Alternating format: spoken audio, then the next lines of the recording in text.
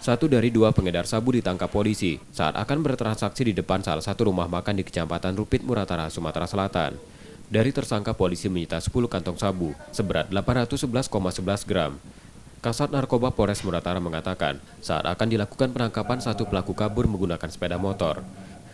Jadi kami lakukan penelusuran, pengintaian, sampai kami temukan mereka sedang melakukan transaksi di depan warung Padang Sederhana. Maaf, rumah makan Sederhana di Rupit.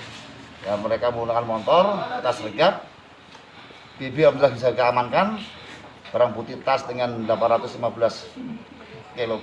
gram sabu-sabu, dan satu orang bisa melarikan diri dan kami sudah kantongi namanya.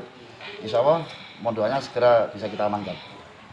Untuk proses hukum selanjutnya, tersangka masih ditahan di tahanan Polres Muratara dan diancam hukuman minimal 6 tahun penjara.